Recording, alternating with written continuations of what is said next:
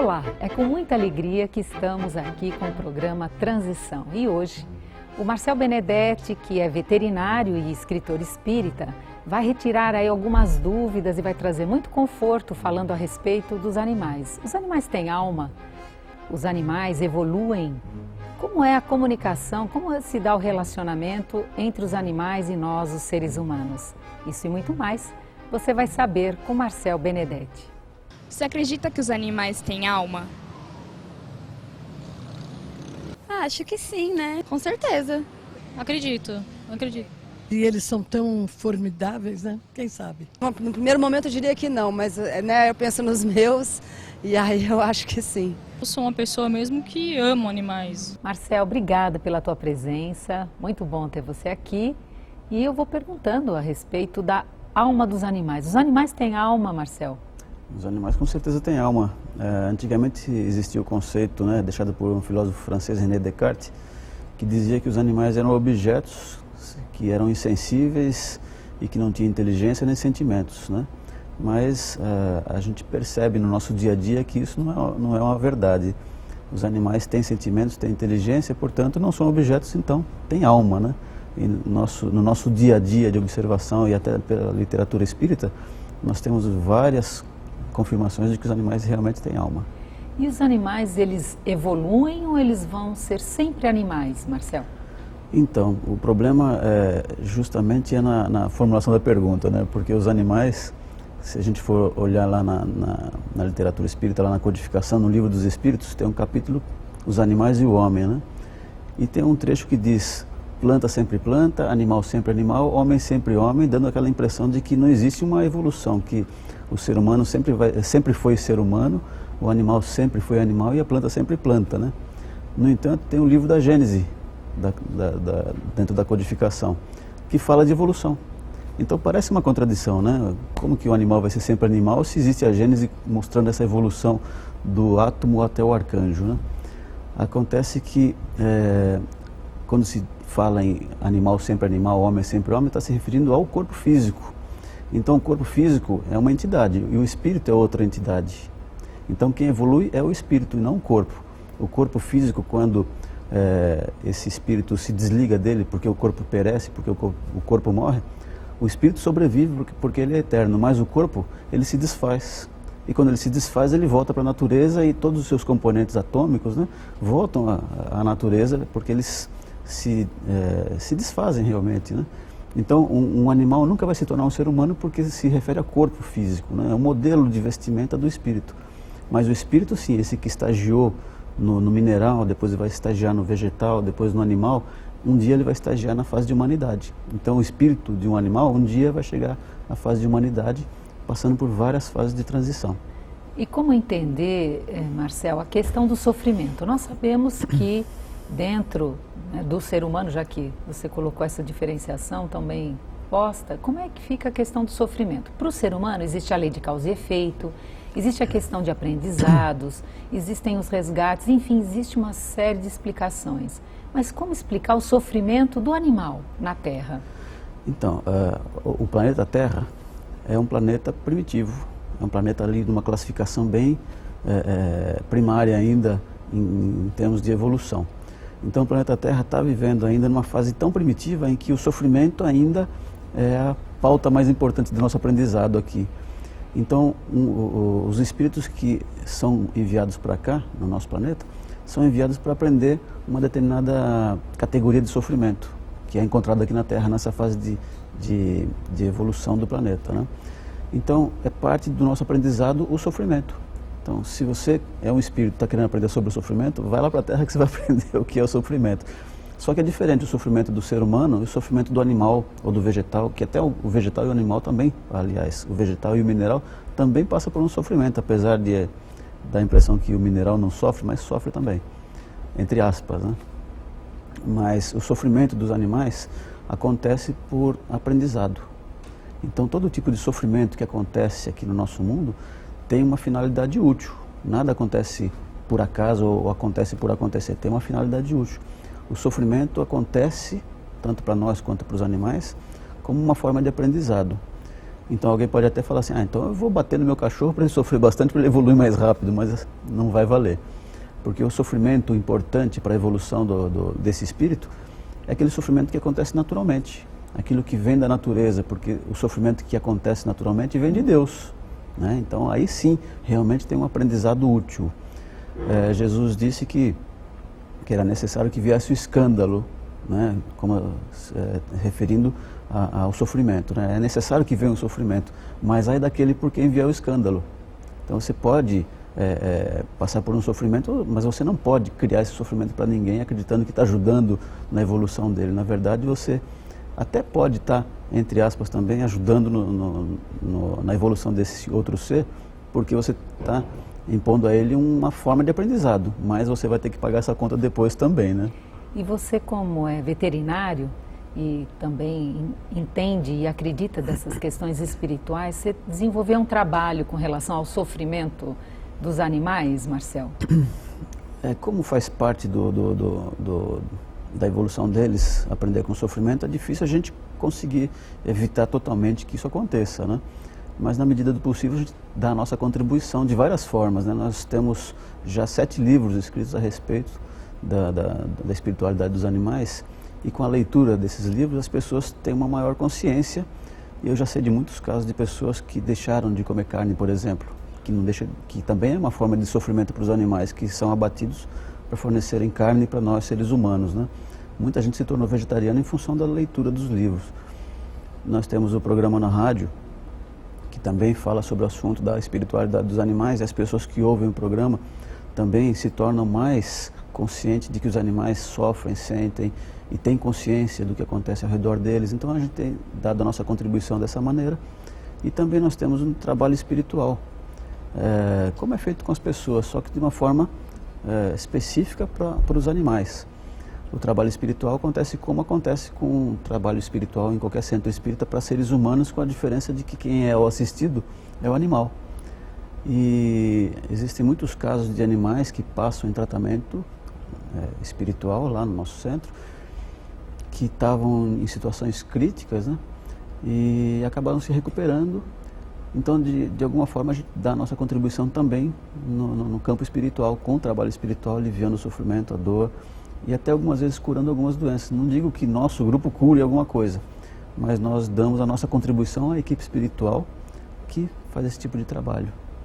E aqueles animais, então, que acabam pelo sofrimento vindo a falecer, como é que se encontra a alma dos animais na espiritualidade, Marcel? Nós podemos até fazer uma comparação da alma dos animais com uma criança humana. Uma criança humana, numa fase tenra da vida, ela está totalmente dependente de um adulto. Tudo que ela fizer, o adulto tem que estar secundando essa criança para que evite algum problema mais grave para ela, que é inocente, ingênua, né? O mesmo acontece com o espírito dos animais. Eles são espíritos ainda em evolução, numa fase ainda bem anterior à nossa, e que necessitam de um amparo mais próximo, mais consistente. Então sempre existe uma equipe espiritual cuidando dos animais. Por mais que o animalzinho sofra, por mais que aparentemente ele esteja abandonado, ele pode até realmente estar abandonado da assistência de algum encarnado, né? Mas dos desencarnados nunca estão desassistidos. Então sempre existe um grupo espiritual cuidando deles,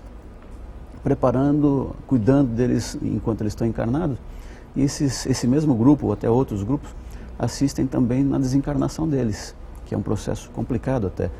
E quando eles chegam no plano espiritual, eles são sempre amparados também lá no plano espiritual, e dependendo do grau de evolução desse espírito estagiário na fase de animal, e a gente sabe que o reino animal é muito extenso, né? Existe desde um protozoário, do inseto, até uma baleia, um ser humano. O ser humano também ainda está na fase de animais, né? Dependendo do grau de consciência desse espírito estagiário na fase de animais, eles recebem uma orientação, uma assistência diferenciada. Então, quanto maior a consciência desse espírito, mais assistido ele está, de uma forma individualizada, preparando inclusive para a reencarnação, de uma forma algumas vezes até mesmo individualizada. Então, na maneira que você está dizendo, existem diferenças de evolução de raças dentro dos animais? Então, imagine, por exemplo, uma pulga, um pernilongo, um inseto qualquer, né, bem primitivo ali. Que comparação que a gente pode fazer com uma baleia, um golfinho, que já tem uma inteligência bem diferenciada, né? Então, realmente tem que ter um tratamento diferenciado também para esses seres, né? Aqueles que têm uma consciência pouco individualizada, que eles ainda têm uma consciência bem rudimentar, então esses são tratados em grupo. Diferente de entender, que muita gente entende que existe uma alma grupo para os animais, uma única alma para todos os animais. Não é que existe uma única alma para os animais, mas existe uma forma de tratar os animais, esses espíritos, aliás, de animais que têm uma consciência reduzida, eles são cuidados de uma forma coletiva. Então são reencarnados, por exemplo, em grupo, né, em bando, né? Mas cada um é um indivíduo desde o começo, desde que foram criados simples e ignorantes, e vão continuar com essa individualidade eternamente. Mas a forma como são tratados na preparação para a reencarnação é de uma forma coletiva, porque eles não têm consciência de que eles existem, por exemplo, né? Então eles são trabalhados em grupo.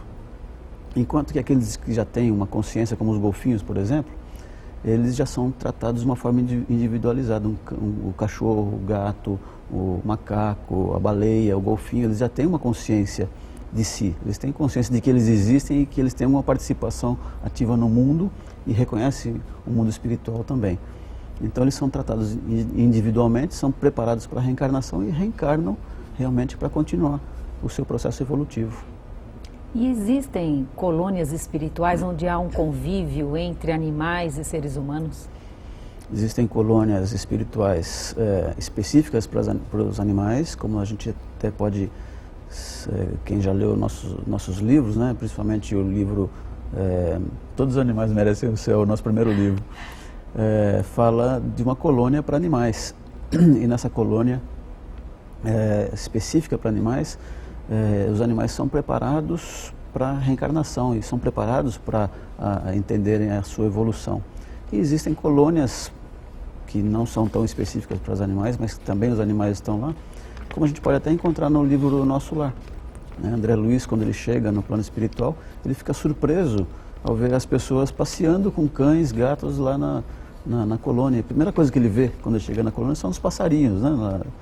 Ele comenta dos pássaros que ele vê, que ele percebe lá, que inclusive alguns são diferentes do que conhecia aqui na Terra.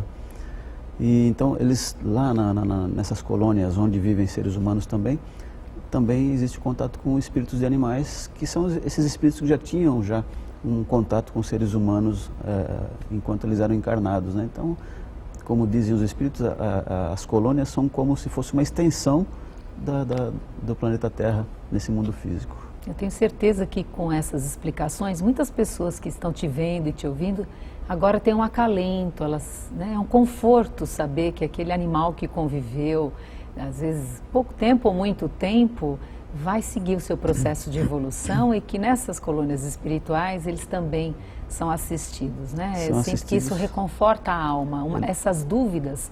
Para quem tem afeto pelos animais, para quem se vincula aos animais, isso vai fazer muita diferença, né, Marcelo? Eu acho que o importante é saber que não só o animalzinho que a gente tinha, aquele espírito, ele não morre, mas ele, sabendo que ele está bem tratado, bem assistido e sabendo que ele vai voltar, é mais confortante ainda, né?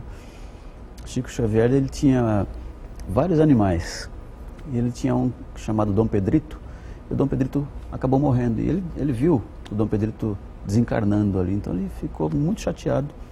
Mas depois de alguns meses, Emmanuel, que era aquele espírito que acompanhava Chico Xavier, se manifestou para Chico Xavier e disse: olha, Chico, aquele cachorrinho que está te seguindo é o Dom Pedrito, ele voltou para você.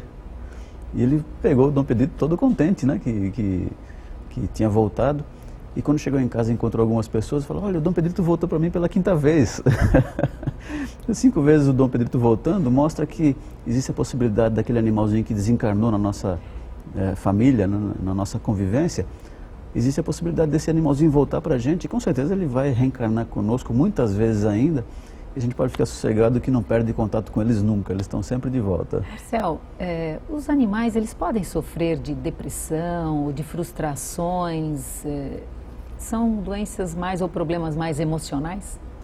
Então, como nós comentamos, os animais eles têm consciência, né? Pelo menos aqueles animais que estão num grau de consciência mais elevado, como os mamíferos, até algumas aves também, eles têm consciência do que acontece com eles no ambiente que eles vivem e pode acontecer de existirem problemas emocionais. O próprio Kardec cita nos livros da codificação, no livro dos médiuns, se não me engano, uma reportagem que saiu no jornal Le Matin, em que ele comenta sobre um cachorrinho que foi suspeito de ser portador da doença da raiva. Então a pessoa que cuidava dele, com medo de ter um animalzinho com raiva em casa, soltou ele na rua. E as pessoas sabiam que ele era suspeito de estar portando o vírus da raiva. E todas as pessoas que ele tinha contato, que ele conhecia, fechavam as portas quando ele chegava perto. Ele passava na casa de um, fechava a porta, passava na casa do outro, fechava a porta. Chegou um momento que ele passou na casa de todos que ele conhecia e todas as pessoas estavam rejeitando a presença dele ali. E ele se sentiu, então, excluído. Então, Kardec conta que ele, aparentemente se sentindo muito triste, foi em direção a um lago, deliberadamente entrou no lago, afundou na água e saiu do outro lado boiando já morto. Então ele se suicidou.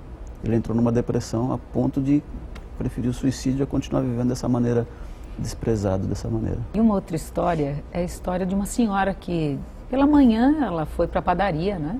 E o que ela encontrou no meio da rua? A história do passarinho, né? Essa é linda. Essa também foi uma história espontânea. Alguém ligou lá para a rádio contando essa história. De uma senhora que ela trabalhava num determinado lugar e na hora do almoço ela saiu para buscar alguma coisa na padaria ali, na hora do almoço. E um passarinho cercou ela e piava e queria que ela fosse numa determinada direção. E ela falou, agora não posso, né? Tá na hora do meu almoço. À tarde é como se estivesse conversando com um passarinho lá. E o passarinho insistindo com ela, ficou esperando ela sair da padaria e tentando chamar a atenção dela para ir numa determinada direção. Ela falou, agora eu vou trabalhar, depois eu vejo o que você quer. E no final da tarde estava lá o passarinho esperando por ela. E ela até pensou em ir embora e largar o passarinho sozinho lá, mas ela, como ela prometeu, né? O passarinho foi voando numa determinada direção, ele voava, pousava, esperava ela chegar perto, voava, pousava, esperava chegar perto, até que chegou numa espécie de um beco, e o passarinho subiu e entrou, subiu até a parede, onde tinha um buraquinho. E ele ficou no buraquinho, olhava para dentro do buraquinho, olhava para ela, como se estivesse dizendo, o problema está aqui. E quando ela foi olhar, dentro daquele buraquinho era o ninho do passarinho, que tinha duas aberturas, uma do lado de cá e outra do lado do muro. Só que emparedaram aquele muro do outro lado, fechando a saída do outro lado, né? E os passarinhos eram grandes e não podiam sair pelo buraquinho pequeno.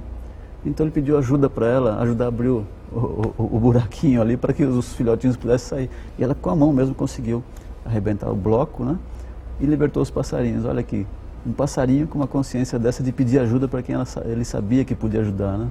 Então, essa comunicação, quando nós temos sensibilidade, e quem tem Acontece. Animais em casa sabe, né? Eu estou lembrando aqui do livro que eu li há muito tempo, que chama 7 Experimentos que Podem Mudar o Mundo, que é um biólogo, Rupert Sheldrake.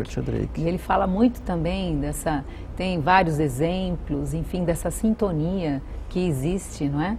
E também eu fico pensando aqui, para te perguntar, as pessoas também, que aí vamos falar de um pouco de um outro extremo, as pessoas que querem humanizar o animal, né, no relacionamento, como é que você vê?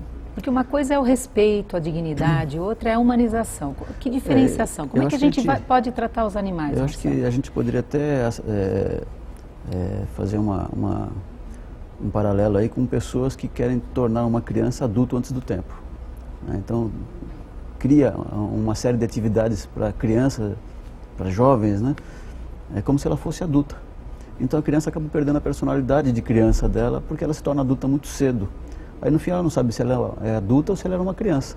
O mesmo acontece com o animalzinho, que está numa fase de animal ainda, não está na fase de humanidade ainda, né? E as pessoas querem tornar esse animal um humano, enquanto ele não é humano ainda. Então acaba criando uma confusão nesses animais que já têm alguma consciência de si mesmo, né? Então eles estão ainda elaborando quem eles são ainda, eles estão se percebendo no mundo quem eles são. E se você trata como se fosse um ser humano esse animal, ele chega um momento que ele não sabe se ele é um ser humano ou não. Teve um caso de um cachorrinho, era um casal que não podia ter filhos, e adotaram o cachorrinho como se fosse uma criança, e cuidavam desse cachorro como se fosse uma criança. Comia na mesa, inclusive, era uma criança, saíam, ia no cinema, levava o cachorrinho junto e colocava roupinha, peruca, parecia uma pessoinha mesmo, né? E chegou um ponto em que aquele cachorro se descaracterizou como um cachorro. E o casal acabou conseguindo engravidar. Chegou o nenê, o que aconteceu? O cachorrinho voltou a ser cachorro. Colocaram ele no quintal, lá no fundo do quintal, aí passou para o outro extremo. Do excesso de cuidado passou para o excesso de descuido. E colocaram no fundo da casa, dentro de uma casinha, só com água e comida, e mal tinha contato com o animalzinho. O que aconteceu? Ele desenvolveu uma dermatite muito difícil de ser tratada, porque o problema não era a dermatite, mas era o problema emocional que desencadeou a dermatite, porque criou um conflito emocional tão grande que ele não sabia mais se ele era um cachorro, como deveria ser, ou se ele era um ser humano que foi desprezado. Então a gente tem que tomar muito cuidado com isso, de tornar um animal humano, né? Na verdade ele não é um ser humano, ele é um cachorrinho que merece nossa atenção, mas sem os exageros, né? E aí você colocou um ponto importante, que às vezes as pessoas, elas acabam comprando ou ganhando o animal, mas tem uma vida também tão agitada que não conseguem dar atenção, ter a companhia desse animal. E a coitada fica sozinha em casa muitas solidão horas. também Solidão. Afeta os animais? Do mesmo jeito que uma pessoa se sente solitária e desprezada, acontece com os animais do mesmo jeito. Eles se sentem também desprezados e acabam desenvolvendo problemas emocionais graves até.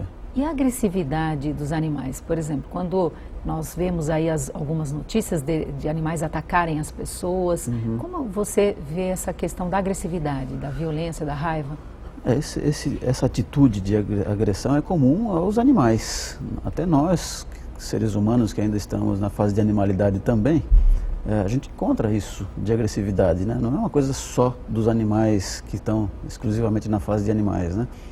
Então a agressividade acontece com qualquer ser, só que tem aqueles que são mais fortes, né? Imagina o pitbull, que tem aquela musculatura toda, se ele pegar uma pessoa para morder, ele faz um estrago. Enquanto que um pincherzinho, por exemplo, se ele pular em você, o máximo que ele vai fazer é te estragar a calça, o sapato, né? Então acaba chamando muita atenção das pessoas quando um animal grande, forte, se torna agressivo. Muitas vezes a agressividade não é própria do animal, mas ele foi instigado a isso. A maioria dos animais, eles têm dos animais domésticos, eles têm um temperamento dócil, né? Mas existem aqueles que não têm.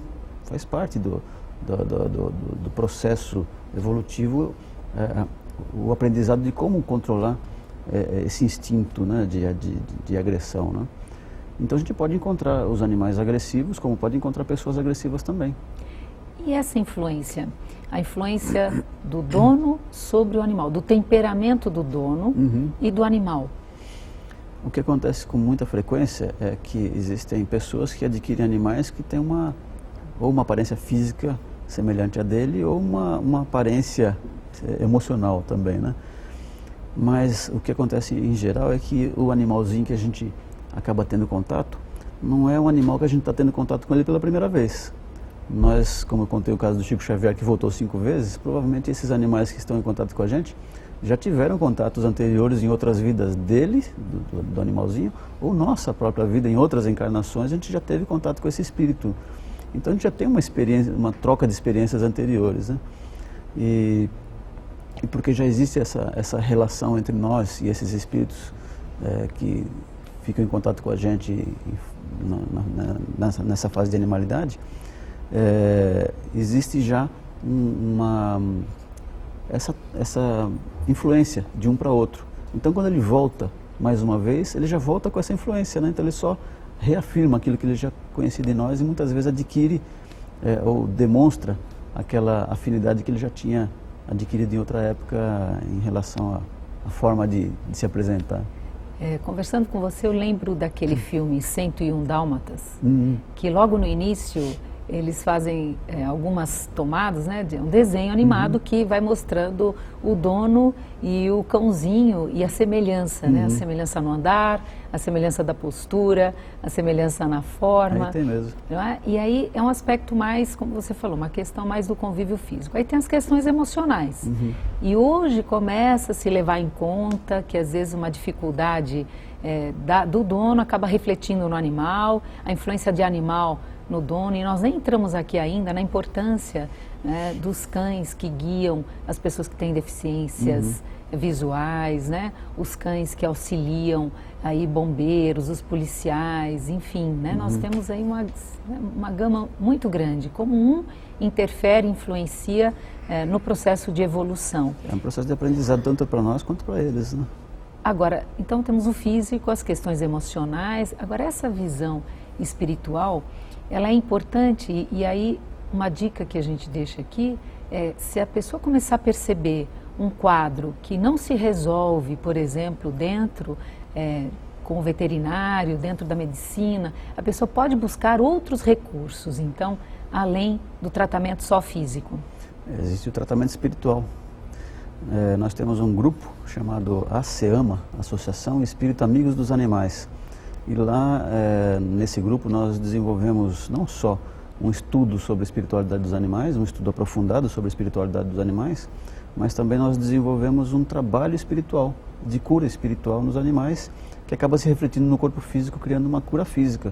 Como já aconteceu em alguns casos de câncer, o animalzinho se curou de câncer, não um, mas vários. Outros animais, um, por exemplo, que teve uma paralisia porque teve uma fratura de coluna, que tinha sido condenado. Vários veterinários que examinaram esse animal disseram que ele não tinha condições de se recuperar, em 3 meses ele já estava andando.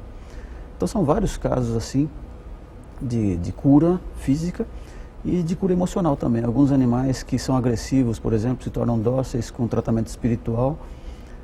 Alguns animais com medo, tem animais que chegavam ali no tratamento espiritual aterrorizados, né? Porque pânico, como a síndrome do pânico que acontece com a gente, depois de alguns dias de tratamento espiritual, o animalzinho já vinha balançando o rabinho, brincando com todo mundo, como se tivesse mesmo se transformado e colocado para fora aquilo que ele realmente é. Então o tratamento espiritual é muito importante e é uma novidade, né? Não existe em nenhum lugar alguma coisa parecida com isso. E realmente é eficiente no tratamento, na cura. Não digo que seja 100%, porque é impossível a gente afirmar isso, mas existe uma efetividade muito grande na recuperação psicossomática dos animais. Embasado na doutrina espírita, não é? Baseado na doutrina espírita. O tratamento que é feito nos animais é idêntico ao que é feito no tratamento espiritual para uma pessoa. Com a diferença que a equipe espiritual que assiste é uma equipe especializada em animais. Essa é a diferença. Marcel, suas palavras finais para quem te vê e te ouve.